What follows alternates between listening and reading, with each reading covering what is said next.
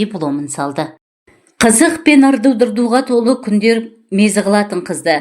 Мәкеңмен танысқаны 4-ші жылға аяқ басқанда есін жиғандай болды. Бастапқыда Әсем шаһардың қақ ортасындағы пәтеріне әйелімді тастап саған үйленем деп Мәкеңнің уәдесіне сеніп, уақыт өткізіп алғанда өкінгендей. Бір жаққа шығуы керек. Беттің қызылы да оңар, тәннің қызуы да қайтар. Сол ма екен жеткен шпағы, болмас бұлай жүргені. Не нәрсенің шегі бар. Ата-анасында бәрі жақсы деп алдауын қояр емес. Мәке, деді қыз бір күні. Отбасымен ажырас деп айтпаймын. Ана 2 балаңның көз жасына қалмайын. Неге олай дейсің, Мара? Себебі бар, айт жасырмай. Мен саған бала туып бере алмаймын. Әлгінде ғана көздері жайнап көңілді отырған Маржанның кемсеңдеп жылағанын көрген Мәкең ашынасын аяды. Құшақтап бауырына тартты. Аяғың ауыреді ғой, қалайша? 5 рет аборт жасаттым. Соның нәтижесі құрсақ көтермеймін. Мүмкін емес, Мара, медицина дамыған заманда мүмкін емес, айтпай ертегіні. Бәрі мүмкін.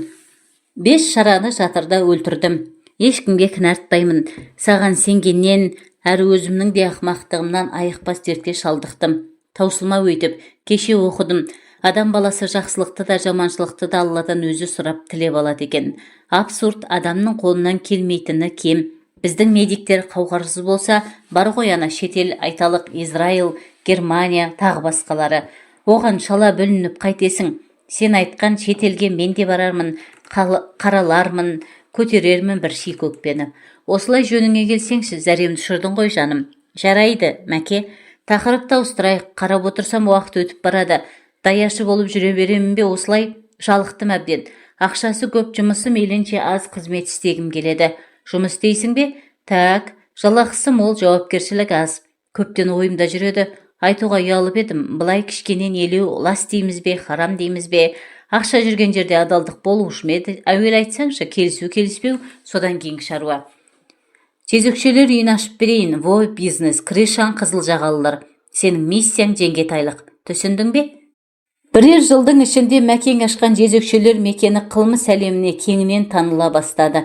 Әуелде қала ортасынан 4 бөлмелі пәтер жалдаса, кейінірек шаһар шетінен Алатау баурайынан 2 қабатты коттедж сатып алды.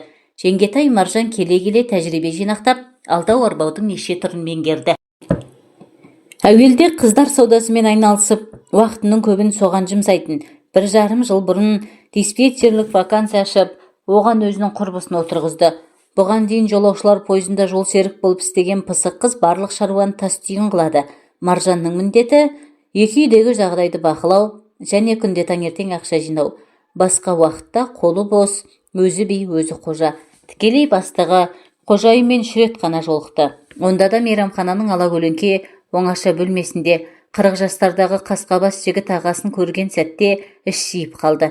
Артық ауыз сөзге жоқ, шефінің іскер адам екендігін сезе қойған. Қорықпа деген Маржанға. Клиенттеріңнен ши шықпаса, біздің бикештер сенімді. Еңбек ақыларын апта соңында бересіңдер. Ақшадан жымқыруға жол берсеңдер ренжіме, деді шегелеп. Қайда қызмет жасайтынын, аты жөнін айтқан жоқ. Лақап есімі шеф.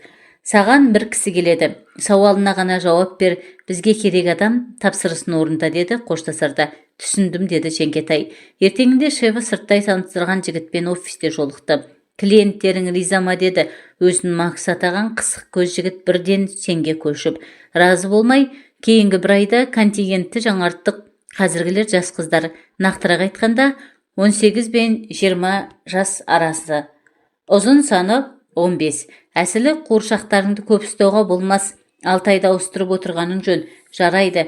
Бір заказ. 16 жастағы қыз керек. Пәк, ойымды оқып отырсың. Ондай қуыршақтың табылуы қиын. Дефицит нарқы даудай. Жігіттерді құлақ қағыс қылайын. Келістік. Мынау аванс. Қысық көз жігіт ақ қағазға ораулы қомақты конвертті стол үстіне қойды. Сізге сенеміз. Товар табылған соң бермедіңіз бе? Күлімгөз Жеңгетайдың жанары жарқ етті. Азырхансаң тағы қосамын. Сіздің мәрттігіңізді естігенмін. 7,000 бакс. Ой, көп емес па? Уәде беріп орындамасақ ұят болмай ма? Әрі бүгінгі күні пәктігі сақталған қызды табу қиын. Алдын ала сол үшін төлеп отырмын. Іздейміз. Маржан конвертті томашадай көк сейфке салды. Анаша сатушылармен байланысы бар қылмысты топқа іліккен Аида есімді жас қыз полиция тұзағына түсті. Сұрақ жауап барысында қыздың кінәсі жоғы анықталды. Шындап келгенде босатып жіберуге де болады. бірақ үлкен бастығының тапсырмасы бар. Пәктігін сақтаған жас қызды табуы тиіс. Оны білу қиын емес. Верониканы қасына 1-2 сағатқа апарса болды. Аиданың қасында жарты күн отырған Вероника жас қыздың бар сырын анықтады. 5 жылдан 7 жылға дейін бас бостандығынан айырыласың деген қоқан-лоққыдан қорыққан аңғал бойжеткен тергеушінің талабын орындауға ақыры келісті. Өзге амалы қалмады. Қысық көз жігіт ағасы нәпсі қалауын іске асырды. Жас қыздың көз жасына қараған жоқ. Өткен ақшасын төледі, сатып алды.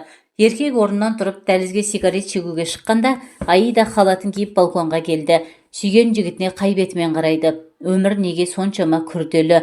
Тағдырыңның табан астында тасталған болуы өзіңе байланысты емес-ау. Өксіп-өксіп жылағысы келген. Көзінен жас шығар емес.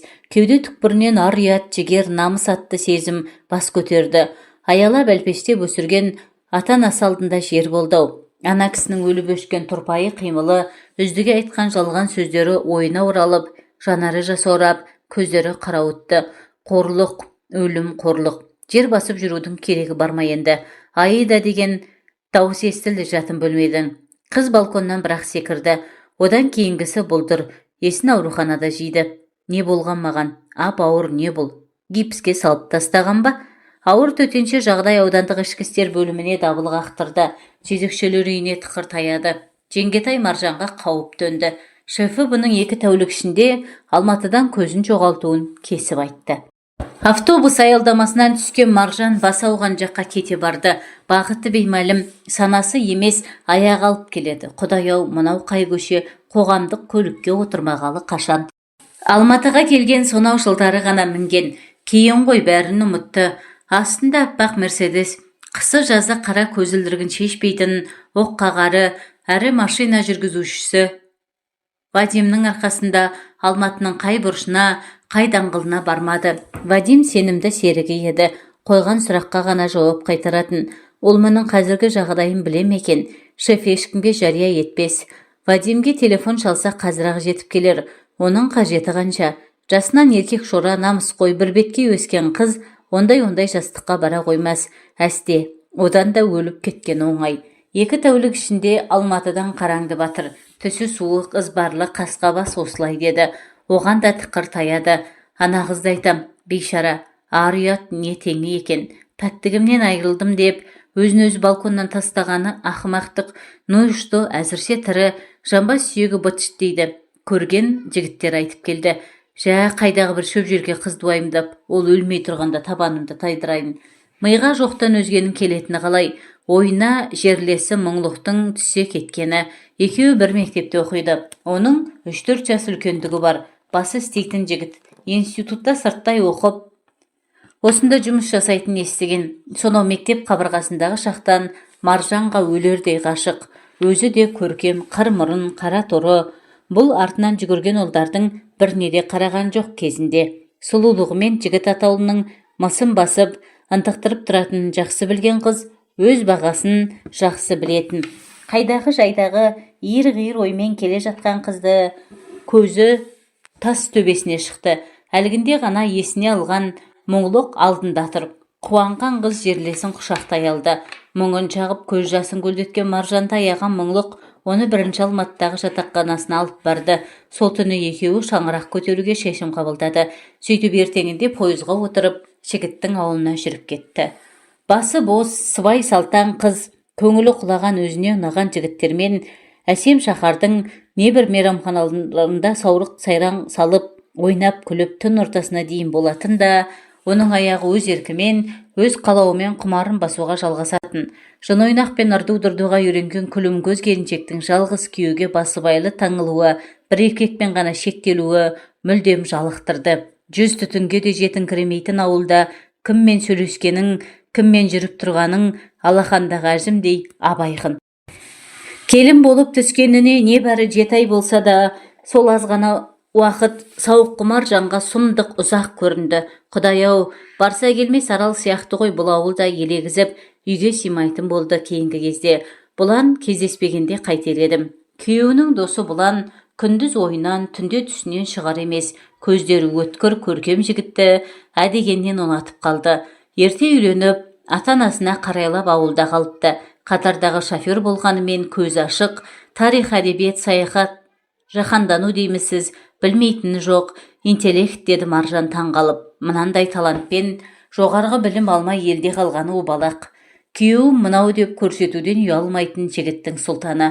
Еркек атаулының мысын басып, сиқырсынып, жанармен арбап өзінен тықтыратын әккай ел екенін бірден сезді. Жігіт те кетірі емес. Ол дағы күлімкөз келіншекті көрген сәттен көзсіз көбелекше қалбалақтап, жүрегі дүрсілдеп қайта-қайта қарақштайды. Қармаққа түстің бе? Сезім алдамапты. Міне соның нәтижесі. Екеуден екеу өзен жағасында жатыр. Сен жақсы жігітсің, деді. Ақшағал құмға бауырын төсеп, қыздырынып жатқан жалаңаш тәнінің екі жері ғана қымтаулы сұлу мүсінді ақсазадай келіншек. Кәмпит келіншектің мысы бастыма, бұланның басы айналып көзі қырауытты. Өн бойы бір ісіп бір суынды. Жүрегі құрғыр дүрс-дүрс. Шынында кәмпит, мұңлықтың қызғанатындай жөні бар. Иә, сәт. Шын айтам, сен жақсы жігітсің, деді кәмпит келіншек аударылып түсіп. Қарақат көздері ойнақшып кетті. Тұңғиығына тартып барады. Жігіт арбап жатыр қаншық. Әттең, менің мұңлығым сен сияқты болса ғой. Жал, оның адамгершілігін қайтейін, төсекте осал болған соң. Жал. Жігіт, бәсе, қалай дұрыс топшылағанмын. Темірді қызған кезде соғуым керек. Кешір жаным. Жігіттің жүрегі қатты соғып, кәмпитке төне түсті. Иә, сәт, сен былай бөтен ойлама. Келіншек, малғын бұл қайсасқаны.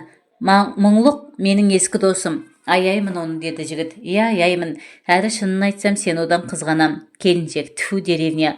Мұңлықты айтқанша құшақтап сүймей ме? Жігіт, не істесем екен, бас салсам үркітіп аламын ба? Келіншек, болсаң шен дөрт емесші, не болды маған? Жігіт, иә, сәт. Еркектің емешесі үзіліп еңкейе берген сол еді. Мойылдай жанары жалт еткен кәмпит келіншек аунап кетті. Жоқ, бірден берілмеуім керек. Оны әлсіздігім ынтыға түссін әлде. Мұның не бұланау, сен адал жігіт пе десем, жігіт сайқал ұтып кетті. Абдырағанымды сезіп қалды. Батылдық қажет, батылдық. Мұндай сәт енді оралмас. Келіншек, біраз бұлдана түсейін. Жігіт, дәнеңе шығара алмаймын ба? Жоқ. Маржан, бері қарашы 1 минутқа. Келіншек шалқасынан жатты. Көздері шоқтай жайнай түсті. Еркек аңдамай қалды. Еңкейе беріп кәмпиттің ерні тиіп, еріп жүре берді. Жүк машинасының рөліндегі қара торы көркем жігіт ауыл көшелерінің біріне бұрылып, қызыл қақпалы үйдің алдына кеп тоқтаған соң, кабинадан шықпай, мең-зең қалыпта ұзақ отырды. Әлгінде ішкен арақ уыты миына шауып, аңқы-тыңқысын шығарғанмен, мұңторлаған ойы сетінеп көңілі көтерілді. Әшейінде сөзге шорқақ, жігіттің ыңылдап ән салғысы келді-мәу. Қасың қандай, қарақат көзің қандай, күлкің қандай, шарапат сезім қандай, қуанатын балаша кезің қандай, өзің қандай, жаныма жағатын сөзің балдай. Маржан үйінде ме? Мұңлық ше? Әй, мұңлық, ескі дос, бағы жанбаған сорлы обалыңа қалдым ба? Кейінгі кезде қатты ішіп жүр дейді. Қазірде мас болып жатуы. Маржан көргісі келді. Қазір міне, мен сірә адасқан болармын ақылдан. Әйтпесе не болды, 50 шақырымнан еш жұмыс жоқ, қос өкпесін қолына ұстап желігіп жеткені. Бірақ Маржанның жалт еткен жанары, лапылдай бүртенген от құшағы уа жалған тоймайды-ау. Қажет затын ұмытқандай, қалтасын қарманып, темекісінің жалқы талын еріне қыстырды. Ой, әкеңнің күйіп пісіп қарамаған жері қалмады. Орындағысының астынан, кілттердің арасынан тапты. Шылымды құшырлана сорды. Көк түтін ауыздан да мұрыннан да кетіп жатыр. Саусақтары тыз ете түскені, бықсаған тұқылды лақтырып, келесі талын тұтатты.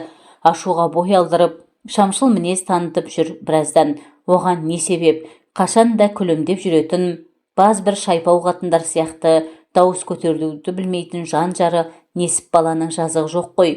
Бұланның көзіне өзі кәмпит санайтын сұлу келіншектің әппақтан елес берген сәтте 62 тамыры егендей күй кешкені қалай. Соңынан уайым қайға келетін ләззаттан қаш. Қайдан оқып еді? Есінде жоқ. Әйтсе де теріс пәлсапа. Дұрыс емес, ал менікі жөн бе? Қараңғылық қоюланып келеді. Оған керегі осы. Ешкімнің көзіне түспегені жөн. Жолы түсіп жолықса қоштаспақ. Бұлай жалғаса берсе, опынары хақ. Көрші ауданға қоныс аудару туралы несіп баладан өзге ешкім білмейді. Осыным дұрыс. Жүрегі қармаққа түскен балықтай. Ыдыс-аяқ жуайым деп ас үйге енген Маржанды болмашы қағылған дыбыс елең еткізді. Құлағын тосты. Тымтырыс сияқты. қорыққанға қос көрінеді деген аяқ табақ жууға зауық соқпады. Тағы да тырс-тырс терезе қағылғандай жүрегі аузына тығылды. Кімде болса көрейін. Есік ашса, Бұлан. Барсың ба жаным-ау? Жігіт құшақтай алды. Келіншек өзіне қаратты. Қайда барасың ентелеп? Үйде ме? Ұйықтап жатыр. Сыбырға көшті. Бағана келген тәлтіректеп. Қаттымас па? Удай. Ояна қоймас. Оянып кетсеші, оянбайды. 1 минутқа мұрсат бер. Зәрем ұшып тұрғаны, өтінем жаным. Болмадың-ау. Түсінен шошынғандай басын оқыс көтерді мұңлық. Әйеліне ілесіп біреудің үйге кіргенін де, төргі бөлмеге еніп құшақтаса кеткенін де, үздігі бұзақ сүйіскендерін де сезді, білді, естіді. Қаны басына шапшыды. Ашу дұшпан, иектеп әрең жатқанымен шыдап бақты. Япыр-ай, мынау Бұланның даусы ғой. Қалайша, неге?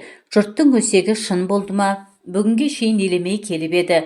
Ондағы ойы бала жастан бірге өскен досына сенгендіктен. Бұлан-ай, қайтейін, сен де сатқын болғаның ба? Сайтан азғырған қатын, сезіп едім осылай боларын. Жоқ, мүмкін емес. Бұланға даусы ұқсайтын басқа бөтен кісі болса, өкінбес едім. Төргі үйдегілер естерін жиды. Әйел жігітті тұрғызып, жалынып-жалпайып дәлізге ертіп шыққан. Жігіт қоштасып табалдырықтан араттады. Дала қараңғы. Түнгі суықтан денесі тітіркенді. Жұрт жата бастаған. Дүкеннің қасына қалдырған машинасы оталдырып жүріп кетті. Лайсаң жолға қарамай ызғытып келеді. 2-3 шақырым ауылдан ұзаған соң машина моторы сөнді. Кілтті қосып еді, оталмады. Бұған не болды деп жағар май шкаласына қараса, 0-ді көрсетіп тұр. Ол кабинаны жауып ауылға тартты. Күні бойы қар суы еріген жолдың балшығы езіліп жатыр. Өкпек жел тұрды. Қара тонның жағасын көтеріп малақайының құлағын түсірді. Қайтеді мына жел. Есік тұтқасын ұстап үйге ене берген Маржан күйеуінің жөтелгенін естіп тұра қалды. Есін жиып алған ба? Біздің ісімізді сезген-ау. Қолына түссем аямас.